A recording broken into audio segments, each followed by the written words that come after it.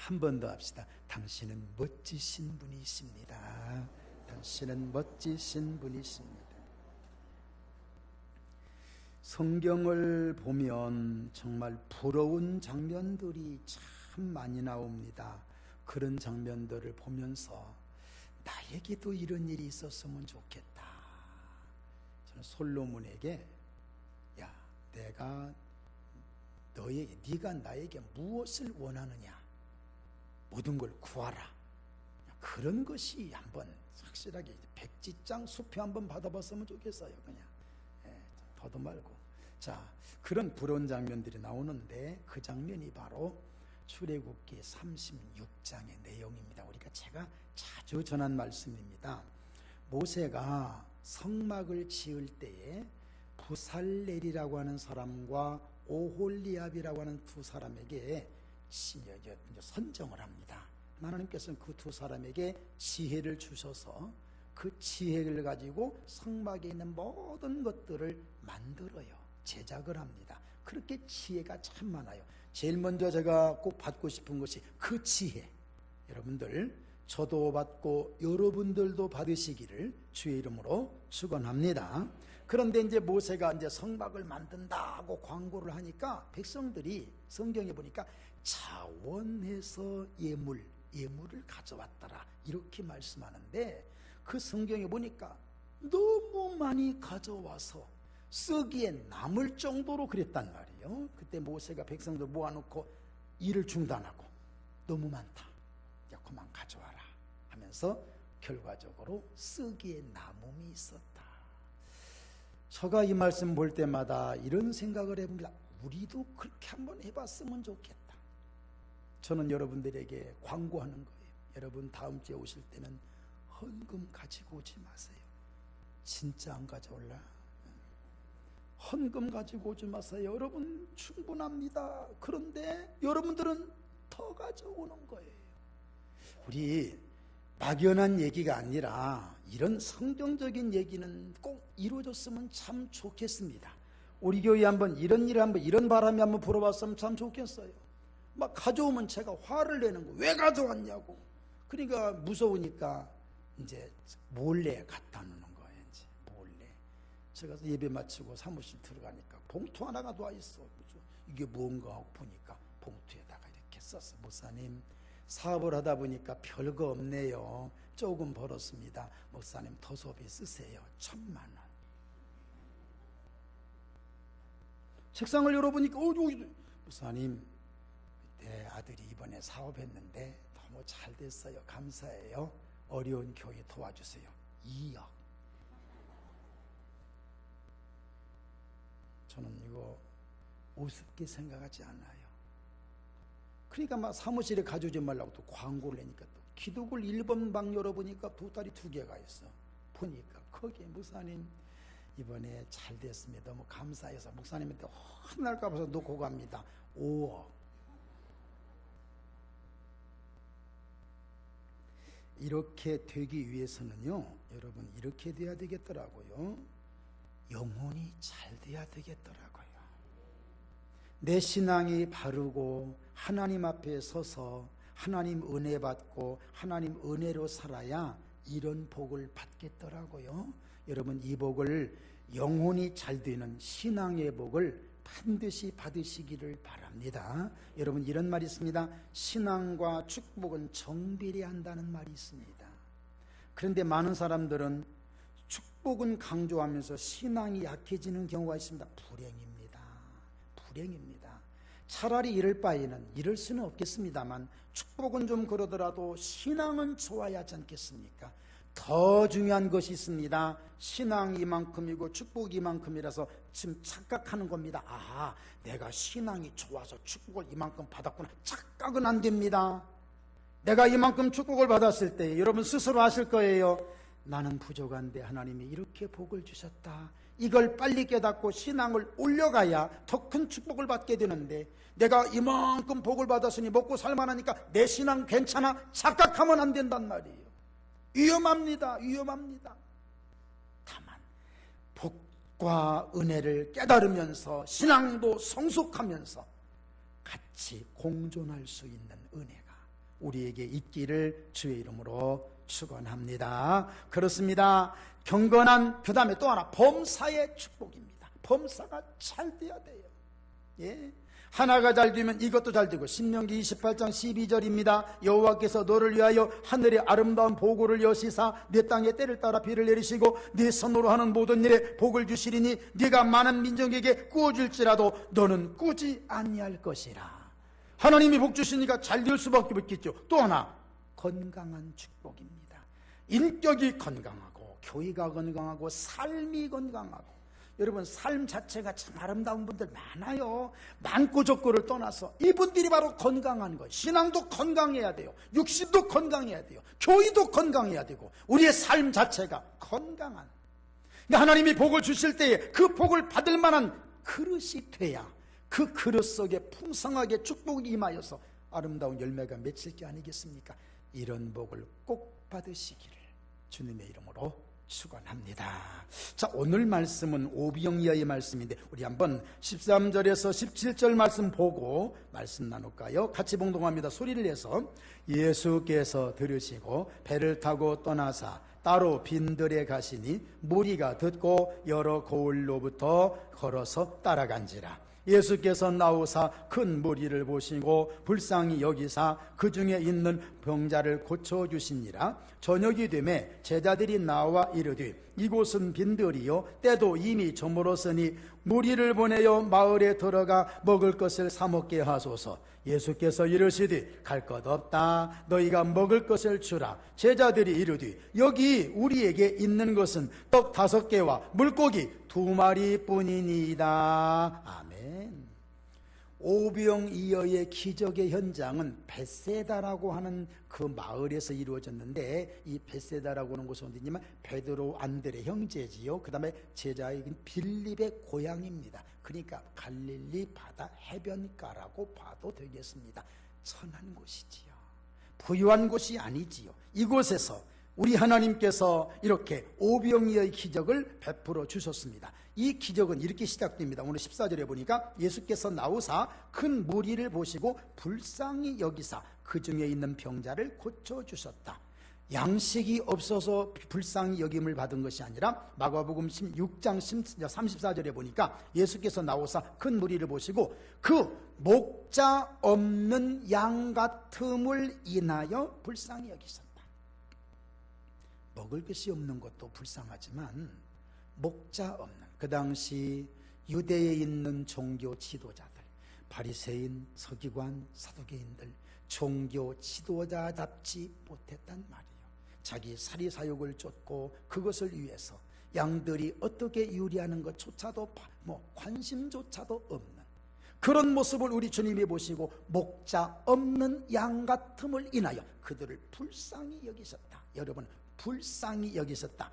긍휼히 여기셨다. 여러분, 제가 그저께 말씀 나누면서 긍휼이라는 말은 여자들의 자궁과 같은 것이라면, 여러분 아이를 주실 때에 가장 소중한 자궁 속에 아이를 넣어서 키우지 않습니까? 대충 귀때기 위에다가 이렇게 달아놓고 12개월 동안 키울 수도 있고 아니면 손바닥 위에 놓고 키울 수도 있는데, 긍휼의 마음, 그러니까 어머니들이 이 안에 놓고 최고의 것을 여기에 쏟는 거예요. 그게 긍휼이에요. 예수님 지금 말씀하신 불쌍히 바로 그 마음이에요.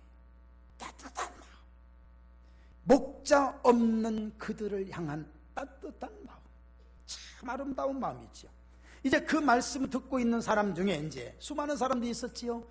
시간 가는 줄을 몰랐어요. 저녁 때가 됐어요. 제자들이 예수님께 이렇게 여쭙습니다. 이곳은 빈들이요 때도 이미 저물었으니 무리를 보내어 마을에 들어가 먹을 것을 사 먹게 하소서. 여러분 잘 들어보세요. 제자들과 예수님의 마음은 달라요. 예수님은 이미 당신의 마음속에 이 사람들을 가슴속에 품고 긍휼히 여기며 불쌍히 여기며 이 다음에 이들을 어떻게 해야 되겠다는 계획까지도 다 가지고 있어요. 제자들은 이렇게 말해요. 보냅시다. 보냅시다. 그래서 여러분 그런 말이 있습니다. 종과 주인의 차이점은 이런 데서 나온다는 거예요. 종은 대충입니다. 그러나 주인은 심도 깊게 다룹니다. 종은 대충해서 보냅시다. 그래요. 무엇을? 그것도 보내면서 어떤 대책이 없는 걸 사먹게 하소서. 우리 한번 생각해 봅시다. 노골적으로 얘기합시다. 남자만 5,000명이라고 그랬어요. 어린아이와 부녀자들까지 합하면 최소한 그냥 5,000명, 15,000명 내지 어쨌든 2만 명. 그 많은 사람들이 베세다라고 하는 곳에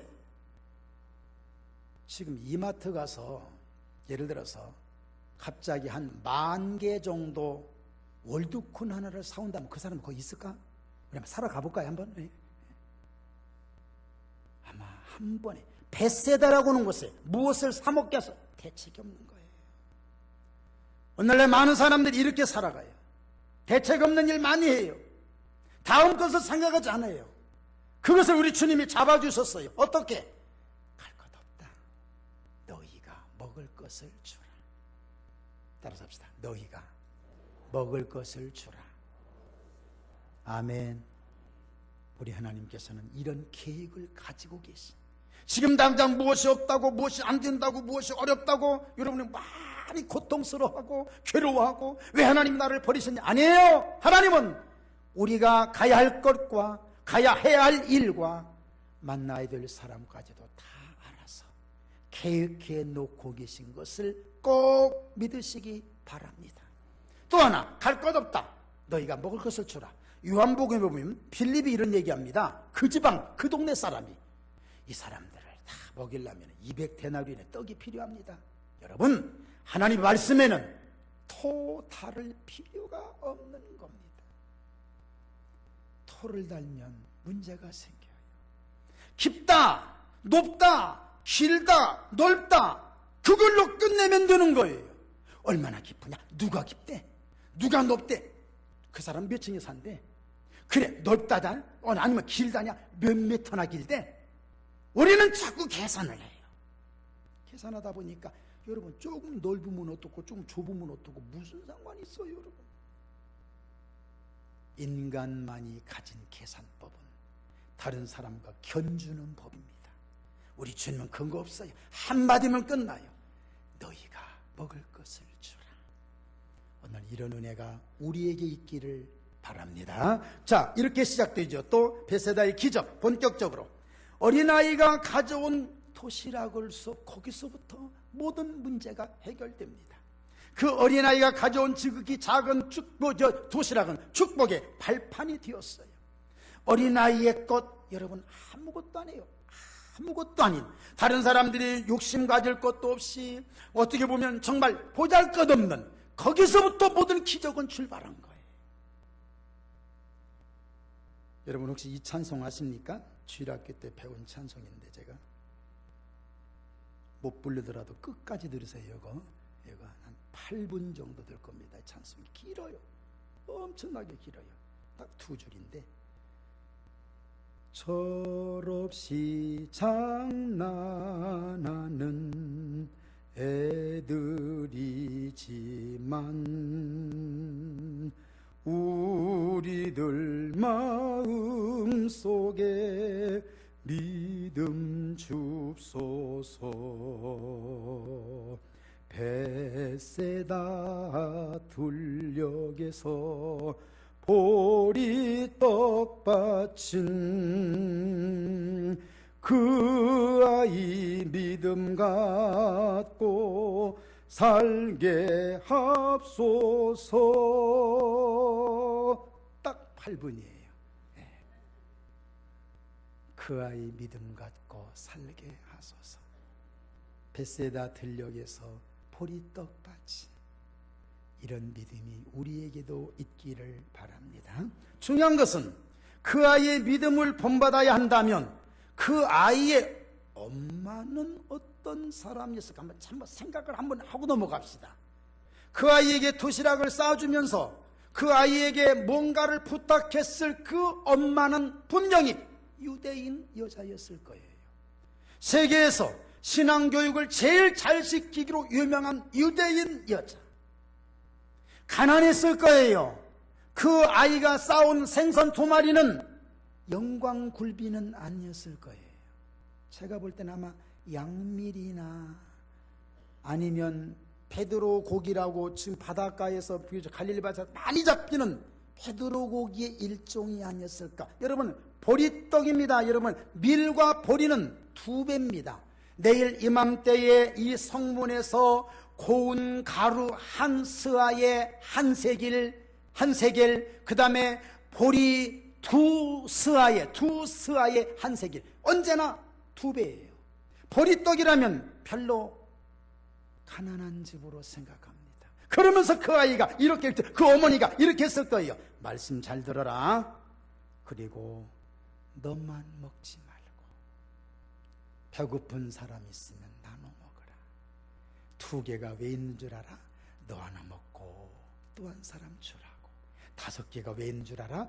너도 하나 먹고 다른 사람도 주라. 꼭 이렇게 해라. 아마 이랬을 거예요. 제가 원고에다가 쓸데없는 얘기를 한번 적어봤네. 오늘날 우리 어머니들은 어떨까? 너만 먹어야 된다. 배고프면 너만 손해야. 손해보는 바보처럼 살지 말고 혼자 저만치 가서 얼른 먹고 와라.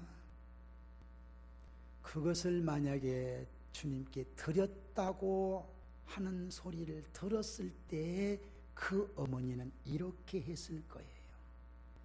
너는 도대체 정신이 있냐 없냐? 엄마가 뭐라고 했어? 왜 엄마 말 안 들어? 네가 무슨 자선사업가야? 한 번만 그런 짓 하면 도시락을 싸주나 봐라. 그 아이가 일기를 썼어요. 2012년 11월 11일 날씨 비. 오늘은 빼빼로데이인데 참 슬프다. 엄마한테 도시락 나눠 먹었다고 쉽게 혼났다. 나는 깨달았다. 아, 나눠 먹으면 안 되는구나.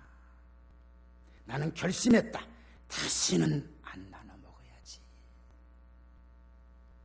나눠 먹으면 그날 제삿날이니까. 오늘의 현실일 거예요. 유대인들의 어머니는 그럴 거예요. 선뜻. 왜 그런지 습관이에요. 우리는 뭐가 있다, 나도 모르겠어 많이 감추고 없다 그럴 건데, 이 아이가 선뜻, 성경에 선뜻이라는 말은 없습니다만 선뜻, 이것이 바로 참 신앙이 아닐까. 기적은 여기서 출발하지요. 자, 우리 다음 말씀 보고 말씀 정리합시다.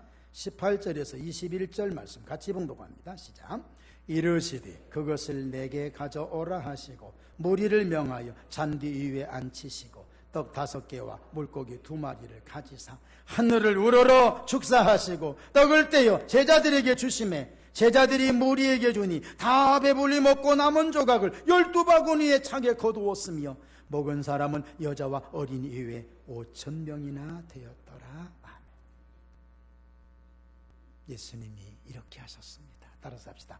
그것을 내게로 가져오라. 한 번 더 할까요? 그것을 내게로 가져오라. 여러분 잘 들으세요. 지금이 중요합니다. 어떤 것이 누구를 통했을 때 어떻게 나타나는 것은 당연합니다. 잘 들으세요.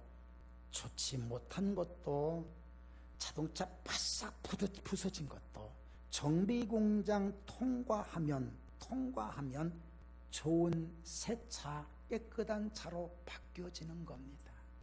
죄인이었던 우리가 예수 그리스도라고 하는 교희를 통과했더니 의인이 된 것입니다. 우리 아멘 합시다. 여기가 중요합니다. 이 공장이 중요합니다. 좋은 것을 가지고 부정적인 사람에게 가서 얘기했더니 나오는 것은 부정적인 거예요. 여기가 중요합니다. 나는 어떤 존재냐가 중요합니다. 조금 부족해도. 그래서 성경은 이렇게 말씀합니다. 관용하라. 어떤 어려운 것도 어떤 안 좋은 것도 가져와라. 여기서 만들어내요. 만들 때는 별 별로 안 좋아요. 여러분 보세요. 마치 물과 똑같아요. 홍수 났을 때 물 보면은 막 위에서 막 라면 봉지도 막 떠내려 떠내려오고 막 나무도 다 내려와 또 내려와요. 물 위에 다 있어요. 가만히 있으면 물은 세월을 통해서 정화시켜서 맑은 물을 흘러내리는 것처럼 여기가 중요합니다. 그걸 가져오라. 어린아이 점심밖에 안 돼요. 예수님의 손에 들려줬어요. 여러분, 오늘 교회라고 하는 축복의 현장에서 변화되는 역사가 있기를 바랍니다. 그게 복이에요. 그게 축복. 여기가 중요하단 말이에요. 그리고 예수님께서 축사하셨어요. 하늘을 우러러 기도하셨어요. 이렇게 기도하셨을 것 같아요. 아버지, 이것을 보시옵소서. 어린아이의 도시락입니다. 자기가 먹지 않고 이렇게 드린 것을 보시고 지금 축복하여 주시옵소서. 아버지 영광이 나타나게 하여 주시옵소서. 나타나잖아요. 엘리야가 사렙다 사르밧 과부의 집에 가서 떡을 가져오라. 먹을 것을 가져오라. 이제 마지막으로 요거 구워 먹고 죽으려고 그러는 그거 나한테 가져와라. 요즘 말하면 인정사정도 없는 선지자였어요. 그래도 사르밧 과부는 선지자의 말이기 때문에 그대로 행한 거예요. 먹고 축복 기도해 줬어요. 결과는 이렇게 나타났어요. 가뭄이 닿을 때까지 그 과부의 집에 가루통에 기름통에 기름과 가루가 마르지 아니하였더라. 이게 축복의 원천이에요. 엘리사에게 찾아온 선지자 생도의 과부, 우리 집에 먹을 것도 없고 아무것도 없습니다. 남편이 빚지고 죽었습니다. 그래, 네 집에 있는 게 뭐냐? 기름입니다. 축복합니다. 너 가서 기름을 문 닫고 그릇 빌려다가 부어라. 그대로 행합니다. 거기에는 순종이 있습니다. 그대로 행합니다. 그릇이 다하니까 기름이 멈췄더라. 그 그릇을, 그 기름 또 가서 보고합니다. 이렇게 됐습니다. 참 중요한 얘기지요. 그래, 그 기름을 팔아서 빚을 갚고 나머지로 생활하라. 성경에 있는 내용입니다. 다윗의 감사 현장에는 언제든지 내 잔이 넘치나이다. 그 사람이 평안할 때 그 노래 부른 게 아니에요. 시편 23편에 대한 얘기는 참으로 많아요. 그 다윗이 사울을 피해서 도망다닐 때 지은 시다. 압살롬 때 지은 시다. 아니면 블레셋에서 쫓긴 방할 때 이런 시다. 상관없어요. 공통점이 하나 있는데 그건 고난 때에 지은 시다. 여러분, 축복을 선언하세요. 축복을 고백하십시오. 하나님의 은혜가 임할 줄로 믿습니다. 여러분, 옆에 분에게 축복 선언하시면 어떻게 하시면, 당신은 축복의 사람입니다. 당신은 축복의 사람입니다.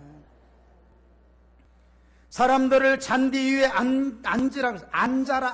이건 질서예요. 혹 100명씩, 혹 50명씩 앉아서 떡을 기다리는 거예요. 이것이 바로 공동체의 질서예요. 나는 좀 더 좀 받고 싶고, 나는 빨리 받고 싶고, 배고프니까. 그러나 우리 주님 명령에 의해서 하나같이 똑같이 이루어지는 공동체의 질서예요. 베세다 광야 교회의 질서예요.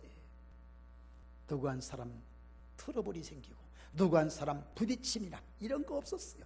서로 먹으려고 다퉜더라. 그래서 예수께서 야단치셨더라, 노하셨더라, 이런 말씀이 없어요. 그런 말씀이 전혀 없어요. 평안한 거예요. 기쁜 거예요. 주님과 함께 한다는 자체가 행복한 거예요. 기대감이 넘치는 거예요. 저것 속에서 어떻게 이렇게 많은 사람을 먹일까? 기대감이 넘치는 겁니다. 이것이 믿음입니다.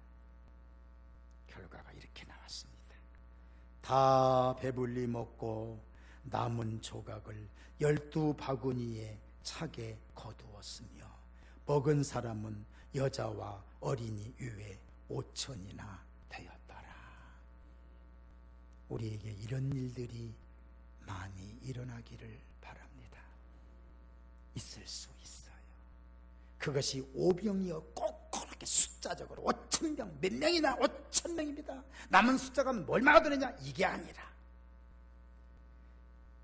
얼마 안 되는 줄 알았는데 오늘 이렇게 살아가는 자체가 오병이어의 기적입니다. 아멘. 우리 교회 97년 IMF, 우리는 IMF가 뭔지도 몰랐어요. 그거 일어나고 나서 딱 일주일 만에 우리 대지사고 성종 IMF 동안에 IMF가 뭔지 몰랐다니까요. 아, 그런가 보다. 그렇게 해서 하나님 은혜로 여기까지 왔고 지금도 가며 앞으로도 갈 거예요. 오병이어의 기적은 분명히 또 일어납니다. 저는 그렇게 믿어요. 여러분 감사하면서 축복 자꾸 선언하세요. 축복. 저는 우리 교회 집에서 이렇게 내려오면서 하나님, 이 교회는 복받은 교회고 옆으로 지나가기만 해도 복받게 해주시고 들어온 자는 더 큰 복받게 하여 주시고 이곳에 와서 섬김의 예배드리는 성도들에게는 감당할 수 없을 만큼의 은혜를 주시옵소서. 꼭 기도합니다. 그 기도대로 이루어질 줄로 믿습니다. 우리 한번 해보자니까요. 여러분 다음 주는 헌금 가져오지 마세요. 그만 가져와요. 진짜 여러분들 복받아서 마음껏 섬기고 영광 돌리는 그런 축복이 있기를 주님의 이름으로 축원합니다. 네 시작은 미약하였으나 네 나중은 심히 창대하리라. 우리 시간 통성으로 한번 기도합시다. 우리에게도 그런 은혜를 주시옵소서. 우리에게도 그런 능력을 주시옵소서. 우리 한번 통성으로 기도합니다.